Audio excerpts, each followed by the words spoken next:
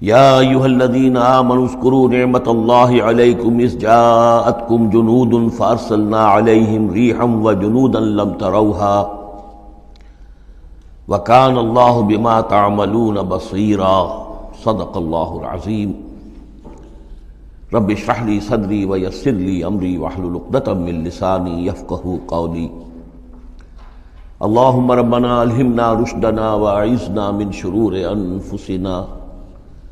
اللہم ارنا الحق حقا وارزقنا اتباعہ وارنا الباطل باطلا وارزقنا اجتنابہ، اللہم وفقنا لما تحب وترضى۔ اللہم ربنا آنس وحشتنا فی قبورنا وارحمنا بالقرآن العظیم، اللہم اجعلہ لنا اماما ونورا وہدا ورحمہ، اللہم ذکرنا منہ ما نسینا وعلمنا منہ ما جہلنا وارزقنا تلاوتہ آناء اللیل واطراف النہار واجعلہ لنا حجۃ یا رب العالمین آمین۔ سورہ احزاب کے پہلے رکوع کا ہم ترجمہ کر چکے ہیں اور میں بتا چکا ہوں آپ کو کہ اس کا جو مضامین کا سلسلہ ہے وہ اب چوتھے رکوع کے ساتھ جڑے گا۔ درمیان میں جو دو رکوع آئے ہیں، دوسرا اور تیسرا، یہ دونوں غزوہ احزاب کے ضمن میں ہیں۔ غزوہ احزاب کا بھی جو کچھ مختصر سا تاریخی پس منظر اور اس کے حالات میں آپ کو بتا چکا ہوں کہ اللہ تعالیٰ نے ایسی سچویشن پیدا فرما دی کہ جس میں مسلمانوں کے لیے شدید ترین اور سخت ترین امتحان ہو گیا۔ جو میرا اپنا اندازہ ہے واللہ عالم، ذاتی اعتبار سے جس قدر شدید معاملہ حضور کے ساتھ ہوا ہے طائف میں، ذاتی اعتبار سے ظاہر بات ہے کہ وہاں شخصاً آپ پر ہوئی زیادتی جو ہوئی ہے، اور ایک بہت بڑا امتحان اجتماعی سطح پر مسلمانوں کے لیے اسی شدت کا امتحان اور اسی درجے کی آزمائش جو ہے وہ غزوہ احزاب کے موقع پر آئی ہے۔ 12,000 کا لشکر آ کر مدینے کو گھیر کر پڑ گیا ہے، اور یہ کہ مدینے میں نہ صرف یہ کہ کل نفری 3,000 کی ہے جس میں منافقین بھی ہیں، پھر یہ کہ ان کی پشت پر وہ ایک قبیلہ جو ہے یہود کا بنو قریظہ، ابھی تک اس نے بدعہدی نہیں کی تھی لیکن اب پورا اندیشہ تھا کہ بدعہدی کرے گا، اور وہ چنانچہ اسی محاصرے کے دوران میں اس نے بدعہدی کی بھی، اور ان کی سلسلہ جنبانی ہو بھی گئی تھی باہر سے آنے والے جو حملہ آور تھے ان کے ساتھ۔ بہرحال اس صورتحال میں جبکہ رسد کی بہت کمی تھی، شدید قحط کی کیفیت تھی، شدید سردی کا موسم ہے، سردی میں ویسے بھی انسان کو غذا کی زیادہ ضرورت ہوتی ہے، اس حال میں پھر خندق کھودنی پڑی مسلمانوں کو۔ تو یوں سمجھیے کہ جو شدید ترین امتحان ہو سکتا تھا وہ اللہ نے لے لیا، جس کا نتیجہ کیا نکلا؟ جو منافق اپنے دلوں میں نفاق کو چھپائے ہوئے تھے وہ نفاق ظاہر ہو گیا، ان کی زبانوں پر آ گیا، اور یہی اصل میں آزمائش کا اصل مقصود ہے، لیمیز الخبیث من الطیب، کہ اللہ تعالیٰ خبیث کو اور طیب کو علیحدہ علیحدہ کر دے، ممیز کر دے۔ جیسا کہ سورہ عنکبوت کے ہم نے پہلے رکوع میں 2 مرتبہ وَلَيَعْلَمَنَّ اللَّهُ الَّذِينَ صَدَقُوا وَلَيَعْلَمَنَّ الْكَاذِبِينَ وَلَيَعْلَمَنَّ الَّذِينَ آمَنُوا وَلَيَعْلَمَنَّ الْمُنَافِقِينَ، اللہ تعالیٰ واضح کر دے گا، کھول کر رکھ دے گا کہ کون ہیں سچے اور کون ہیں جھوٹے، یعنی کون ہے حقیقتاً مومن اور کون ہے منافق۔ تو اس کا یہ فنومینن ہے، یہ گویا کہ جیسے کہ اس وقت سن 5 نبوی میں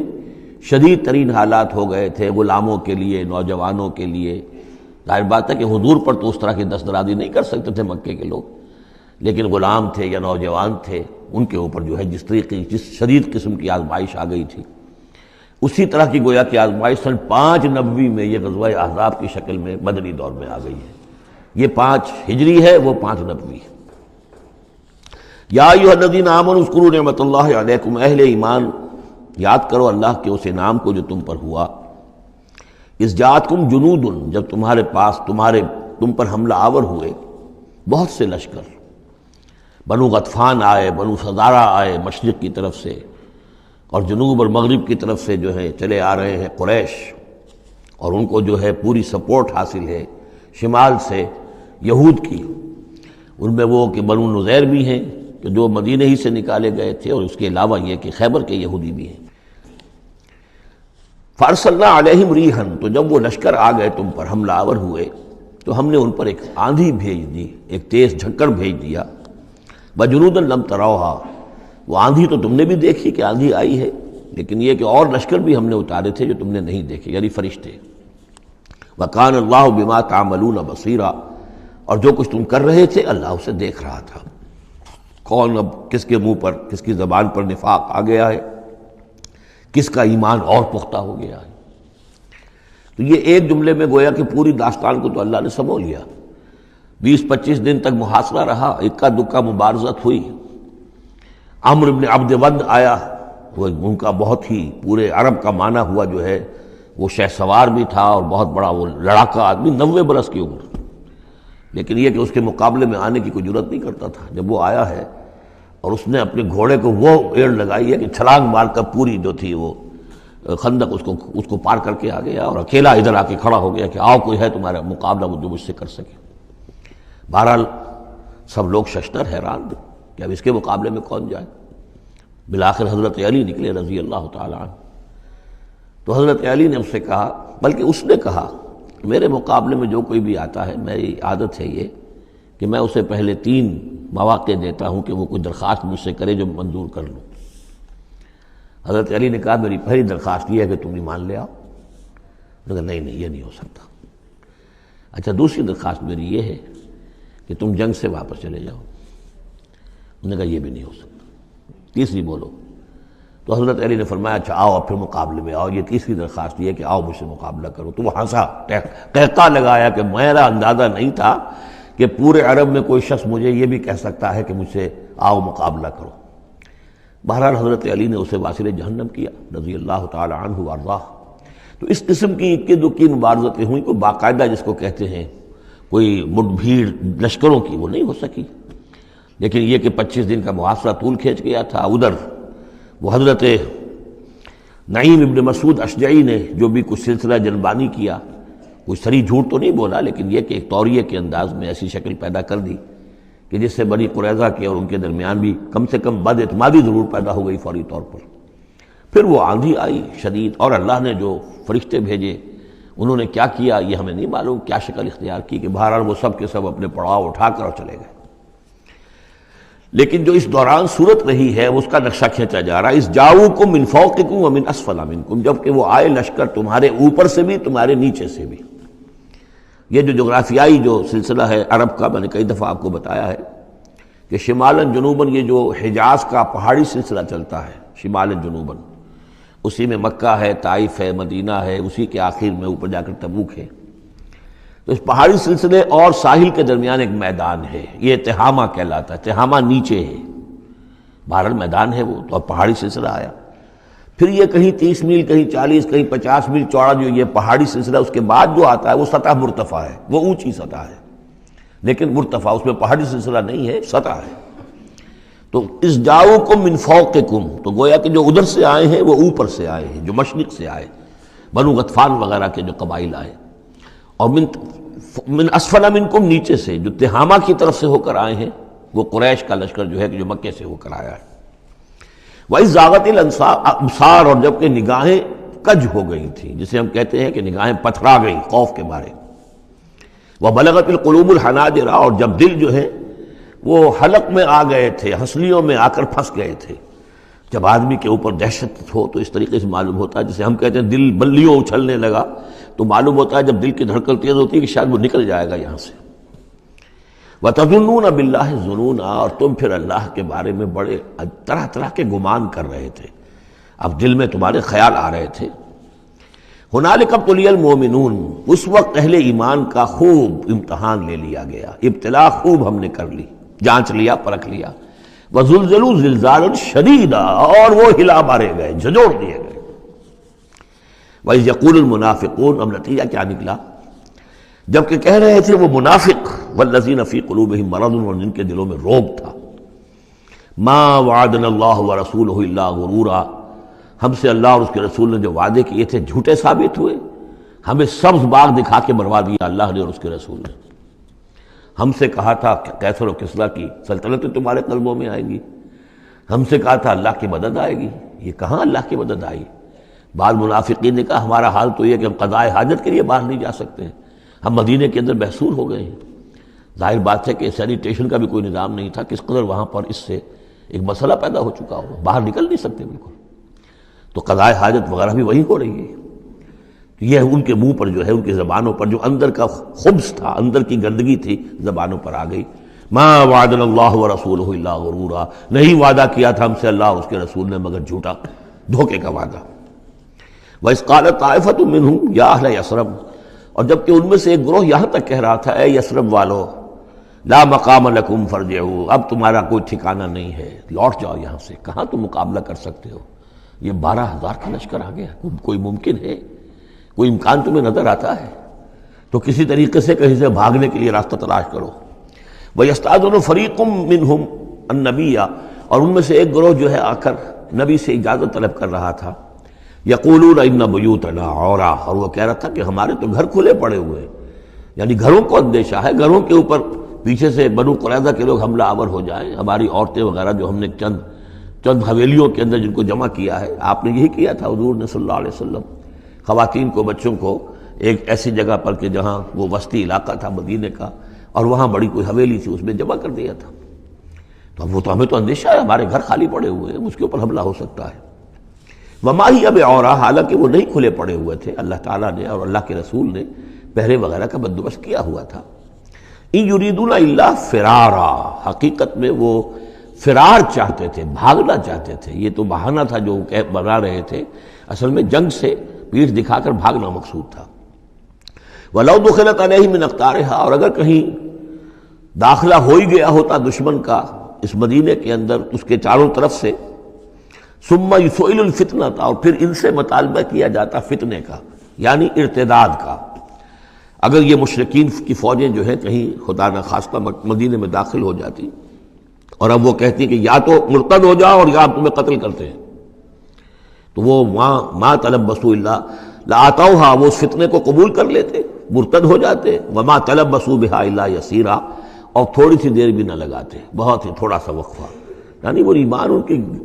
دلوں میں اس کی جڑیں گہری تھی نہیں، تو وہ مرتد ہونے کے لیے تیار تھے۔ وَلَقَدْ كَانُوا عَاهَدُوا اللَّهِ مِنْ قَبْلُ، حالانکہ چونکہ وہ مسلمان تھے تو انہوں نے عہد کیا تھا اللہ سے اس سے قبل، لا یولون الادبار، کہ وہ کبھی پیٹھ نہیں دکھائیں گے، جب بھی حق و باطل کا مقابلہ ہوگا پیٹھ نہیں دکھائیں گے۔ وَكَانَ عَهْدُ اللَّهِ مَسْئُولًا، اور یقیناً اللہ کے ساتھ جو عہد کیا گیا اور پھر اس کے بارے میں باز پرس ہوتی ہے کہ وہ عہد پورا کیا گیا یا نہیں کیا گیا۔ قُلْ لَن يَنفَعَكُمُ الْفِرَارُ إِنْ فَرَرْتُم مِّنَ الْمَوْتِ، اے نبی ان سے کہہ دیجئے کہ تمہیں یہ بھاگنا اور فرار مفید نہیں ہو سکتا اگر تم موت سے بھاگ رہے ہو، اب القتل یا قتل سے، اس لیے کہ موت تو ہر جگہ آ سکتی ہے۔ وَإِذًا لَا تُمَتَّعُونَ إِلَّا قَلِيلًا، اور آج موت نہ آئی، فرض کیجئے اس موقع پر نہ آئی، تب بھی آخر دنیا میں کوئی سامان رسنے بسنے کا جو ہے رہنے کا وہ آخر لامحدود تو نہیں ہے۔ لا طلب ثم لا تمتعون الا قلیلا، نہیں تمہیں ساز و سامان ملے گا دنیا کی زندگی کا مگر تھوڑا سا، کچھ دن اور جی لو گے۔ قل من ذا الذی یعصمکم من اللہ، ان سے پوچھئے کون ہے وہ جو تمہیں اللہ سے بچا سکے، ان اراد بکم سوءا، اگر اللہ ہی نے فیصلہ کر لیا ہو تمہارے بارے میں کسی بری چیز کا، او اراد بکم رحمہ، اور اگر اللہ نے رحمت کا فیصلہ کیا ہو تو کون ہے جو اس کی رحمت کے آڑے آ سکے۔ ولا یجدون لهم من دون اللہ ولیا ولا نصیرا، اور یہ نہیں پائیں گے اللہ کے مقابلے میں نہ کوئی ولی،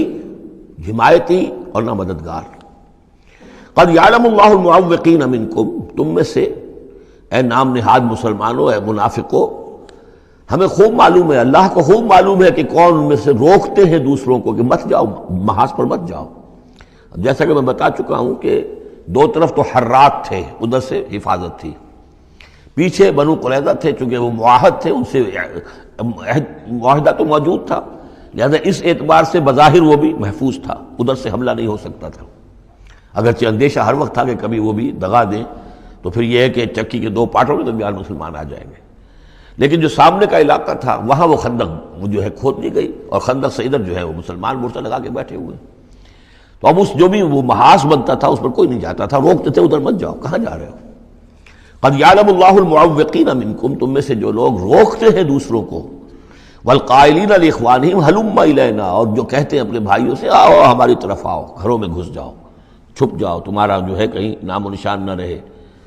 کہاں جا رہے ہو موت کے منہ میں۔ ولا یاتون الباس الا قلیلا، اور وہ نہیں آتے، حاضر نہیں ہوتے جنگ میں، یعنی میدان جنگ میں جہاں پر کہ فوجوں کا پڑاؤ ہے، آمنے سامنے کا معاملہ، مگر کبھی کسی وقت۔ شاذ اشیحۃ علیکم، اے مسلمانوں یہ تمہارے حق میں بہت بخیل ہے، کوئی خیر نہیں چاہتے تمہارے لیے، یہ خیر خواہ نہیں ہے، تمہارے بدخواہ ہے۔ فَإِذَا جَاءَ الْخَوْفُ رَأَيْتَهُمْ، اور جب خوف اگر چلا جائے، یہ لشکر چلے جائیں، یہ خوف کی کیفیت ختم ہو جائے، رأيتهم ينظرون، اذا جاء الخوف، جب خوف آتا ہے، خوف کی کیفیت پیدا ہو جاتی ہے، خوفناک صورتحال، رأيتهم ينظرون إليك، تو اے نبی آپ ان کو دیکھتے ہیں کہ آپ کی طرف ایسے دیکھ رہے ہوتے ہیں، تدور اعینہم کالذی یغشی علیہ من الموت، کہ ان کی آنکھیں ایسی پھرتی ہیں جیسے کہ اس شخص کی آنکھ پھرا کرتی ہے کہ جس پر موت کی غشی طاری ہو رہی ہو، کیونکہ اب مرحلہ آ گیا خطرے کا، پھر جنگ ہے، پھر جانا پڑے گا، پھر وہی ساری صورتحال، سارے اندیشے، سارے خطرات، تو گویا کہ ان کو موت کی غشی اور نزع کی کیفیت کی میں جو ہوتی ہے، آنکھیں جس طرح کے پتھرا جاتی ہیں یا پھرتی ہیں، اس طریقے سے تدور اعینہم کالذی یغشی علیہ من الموت۔ فاذا ذهب الخوف، اور جب خوف چلا جائے، ختم ہو جائے، یعنی وہ صورتحال جیسے کہ بعد میں ہو گئی کہ چلے گئے لشکر، جب چلے گئے تو اب ان کا طریقہ کار کیا ہے؟ وَإِذَا ذَهَبَ الْخَوْفُ سَلَقُوكُمْ بِأَلْسِنَةٍ حِدَادٍ، اب وہ تم پر پل پڑتے ہیں اپنی لوہے کی زبانوں کے ساتھ، یعنی زبانیں قینچیوں کی طرح چلنی شروع ہو جاتی ہیں، مسلمانوں پر تنقید بھی ہے، اپنے ایمان کا اظہار بھی ہے، چرب زبانی بھی ہے، تو حداد لوہے کی جیسے ان کی زبانیں لوہے کی ہوں، تو ہمارے محاورے میں قینچی کی طرح زبان کا چلنا۔ سلق جو ہے عربی محاورے میں، عربی لغت میں آتا ہے بسطن بقہر اما بالید او باللسان، کسی کے پر حملہ آور ہونا یا ہاتھ سے یا زبان سے۔ تو سلقوکم بالسنۃ حداد اشیۃ علی الخیر، اور پھر جو بھی کوئی مال غنیمت ہوگا اس کے اوپر یہ ایسے ہوں گے، جھکے پڑیں گے کہ مال سارا ہمیں ہی مل جائے۔ اولئک لم یؤمنوا، یہ وہ لوگ ہیں کہ جو حقیقتاً ایمان نہیں لائے۔ فاحبط اللہ اعمالہم، تو اے نبی انہوں نے اس کیفیت میں جو بھی کوئی نیکیاں کی ہیں، بظاہر نیکیاں، آپ کے امامت میں نمازیں بھی تو پڑھی ہیں نا انہوں نے،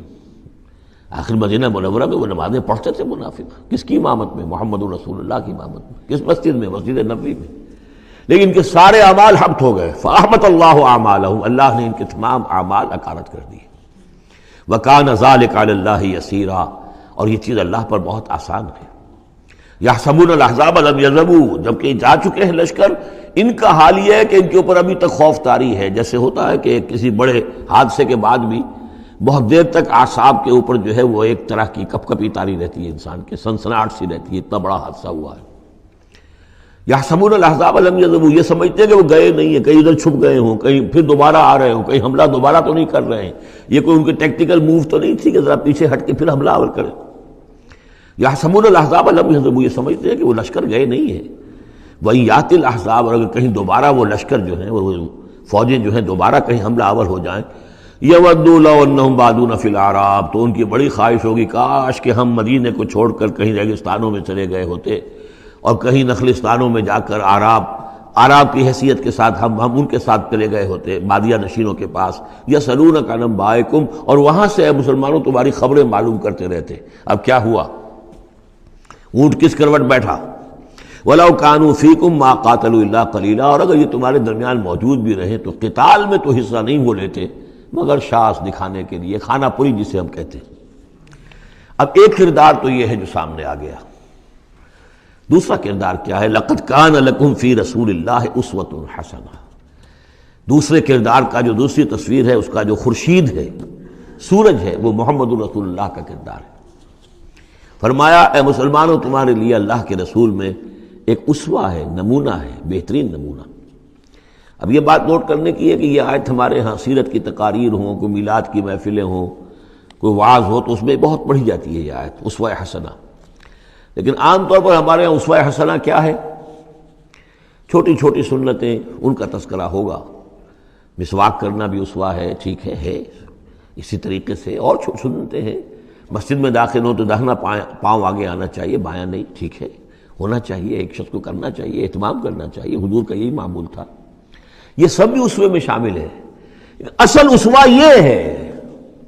کفر کے مقابلے میں جان ہتھیلی پر رکھ کر میدان میں آنا، یہ ہے اسوہ، یہ اسوہ ہماری نگاہوں سے اوجھل۔ محمد رسول اللہ کا مثالی کردار کس اعتبار سے؟ جب بھوک تھی شدید، حضور کو بھی بھوک تھی اور فاقہ تھا۔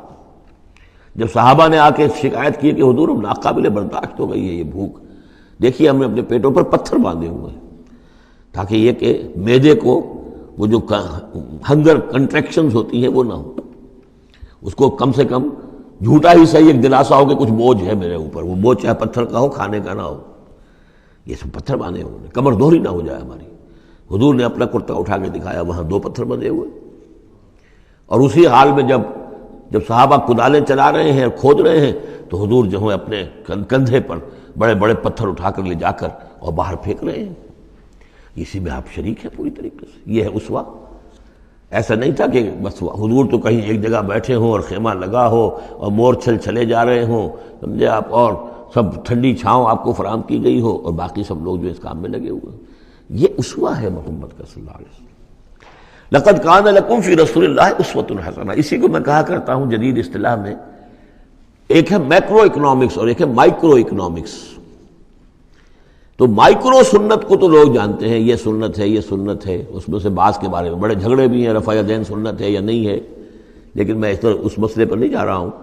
لیکن میکرو سنت جو ہے، سب سے بڑی سنت جو ہے، وہ تو یہ ہے کہ وحی کے آغاز کے بعد سے لے کر 40 برس کی عمر کے بعد سے لے کر حضور نے ایک لحظہ، ایک منٹ معاش کی جد و جہد میں صرف نہیں کیا۔ پوری زندگی، پورا وقت، پوری توانائی، پوری قوت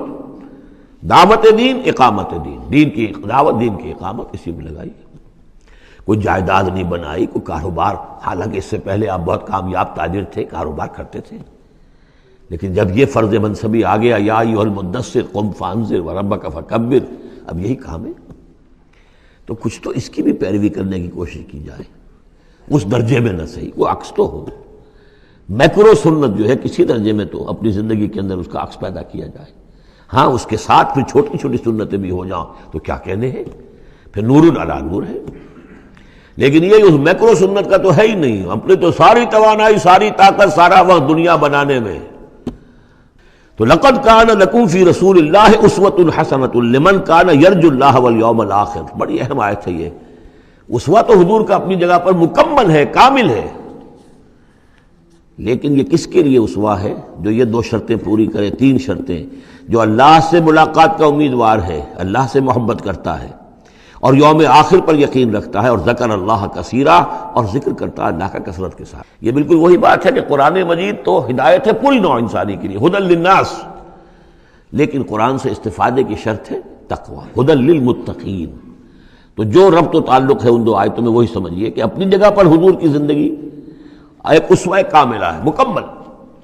لیکن اس سے استفادے کی شرائط ہے، لمن کان یرجو اللہ والیوم الآخر وذکر اللہ کثیرا۔ اب یہ اہل ایمان، حضور کے بعد اہل ایمان کا تذکرہ ہو رہا ہے، محمد الرسول اللہ والذین معہ، اب معہ جو تھے اہل ایمان۔ ولما رأى المؤمنون الاحزاب، اور جب اہل ایمان نے دیکھا ان لشکروں کو، قالوا هذا ما وعدنا اللہ ورسولہ وصدق اللہ ورسولہ، انہوں نے کہا یہی تو ہے جس کا اللہ نے وعدہ کیا تھا ہم سے اور اس کے رسول نے وعدہ کیا تھا۔ اب دیکھیے ایک ہی سچویشن ہے، اس کا ریئیکشن کس قدر ایک دوسرے سے مختلف ہے۔ معلوم ہے یہ مسئلہ ہے انسان کا اندرونی، یضل بہ کثیرا ویہدی بہ کثیرا، تو جیسے قرآن کے بارے میں آیا اسی طریقے سے اس سچویشن سے بھی انہوں نے کیا کہا، ہم نے تو سنا ہوا ہے، پہلے ہی اللہ نے کہہ دیا تھا وَلَنَبْلُوَنَّكُمْ بِشَيْءٍ مِّنَ الْخَوْفِ وَالْجُوعِ وَنَقْصٍ مِّنَ الْأَمْوَالِ وَالْأَنفُسِ وَالثَّمَرَاتِ، یہ قرآن مجید میں سورہ بقرہ میں آیت نہیں آ چکی تھی؟ لَتُبْلَوُنَّ فِي أَمْوَالِكُمْ فِي أَنفُسِكُمْ وَأَمْوَالِكُمْ، یہ کیا سورہ آل عمران میں آیت نہیں آ چکی تھی؟ یہ تو چیزیں وہی تو ہیں جس کا کہ ہم سے وعدہ کیا تھا۔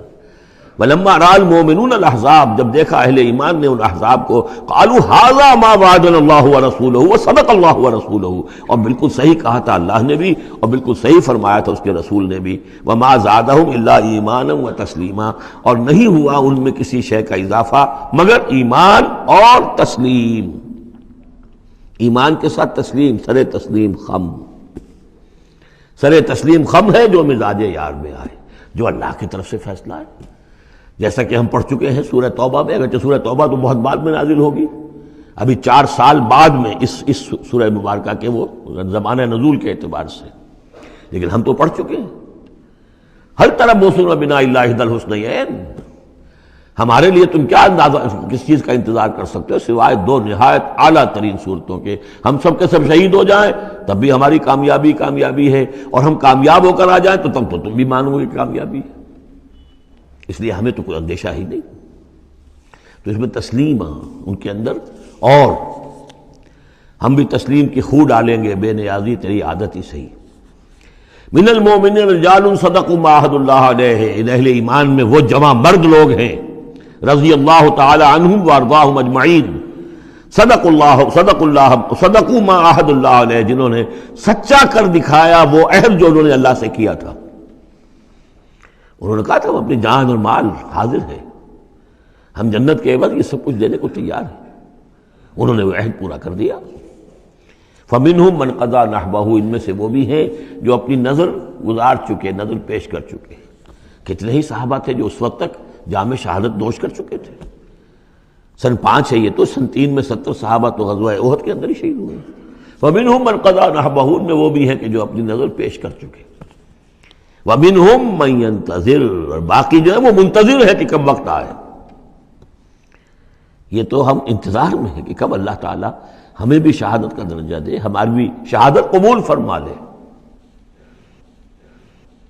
وبال دوش ہے سر جس میں ناتواں پہ مگر لگا رکھا ہے تیرے خنجر و ثنا کے لیے۔ ہم تو اللہ منتظر ہیں کہ کب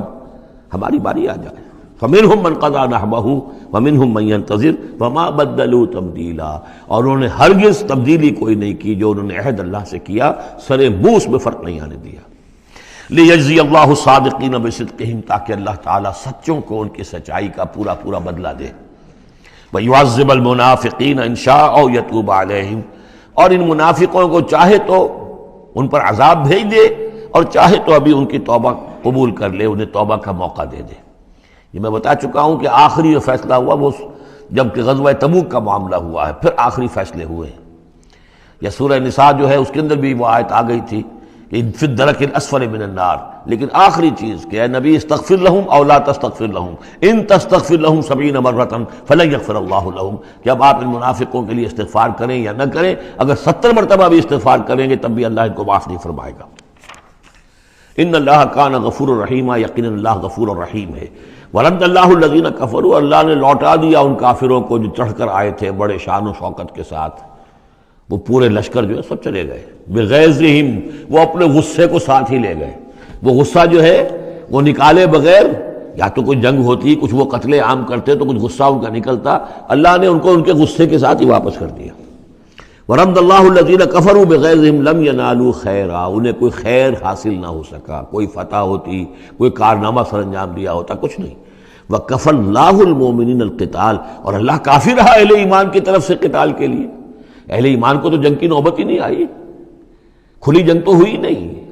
اللہ نے خود ہی آندھی بھیج کر اور جو بھی اپنی خفیہ تدابیر ہیں، جو بھی اپنی مدد تھی فرشتوں کے ذریعے سے، اللہ تعالیٰ نے گویا کہ اہل ایمان کو اس امتحان میں سے تو گزار دیا، باقی یہ کہ کوئی غضب نہیں پہنچنے دیا۔ وَكَانَ اللَّهُ قَوِيًّا عَزِيزًا، اور یقیناً اللہ تعالیٰ قوی اور عزیز ہے، زبردست ہے، قوت والا ہے۔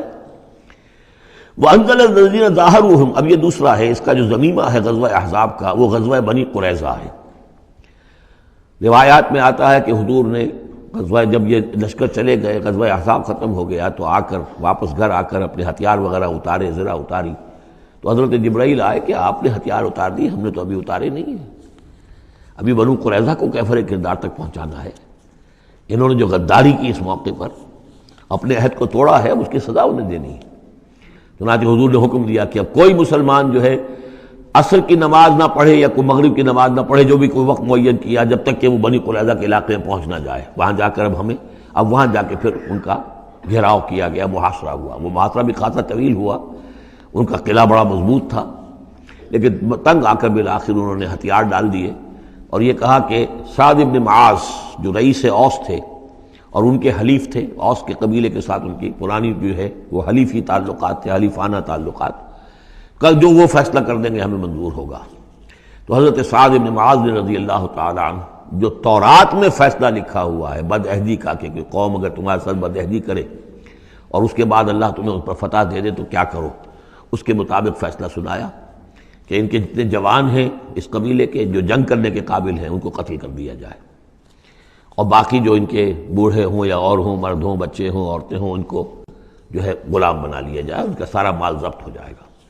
تو بدترین سزا جو ہے ان تین قبیلوں میں سے،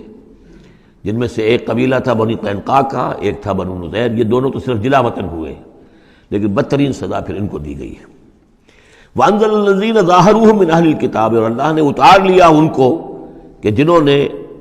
گٹھ جوڑ کیا تھا ان کے ساتھ، کافروں کے ساتھ، مشرکین کے ساتھ اہل کتاب میں سے، من سیاسیہم، ان کے قلعوں سے، قلعوں میں تو تھے، گڑھیاں تھیں ان کی، لیکن اس سے پھر اتر آئے، ہتھیار ڈال دیے۔ وَقَذَفَ فِي قُلُوبِهِمُ الرُّعْبَ، اور اللہ نے ان کے دلوں میں رعب ڈال دیا۔ فریقاً تقتلون، تو اب تم ایک ان میں سے کچھ کو تم قتل کر رہے ہو، وتاسرون فریقا، اور کچھ کو تم نے اسیر بنا لیا ہے اور قیدی بنا لیا ہے حضرت سعد بن معاذ کے فیصلے کے مطابق۔ وَأَوْرَثَكُمْ أَرْضَهُمْ وَدِيَارَهُمْ، اللہ نے تمہیں وارث بنا دیا ان کی زمینوں کا بھی اور ان کے مکانوں کا، گھروں کا، ان کے قلعوں کا،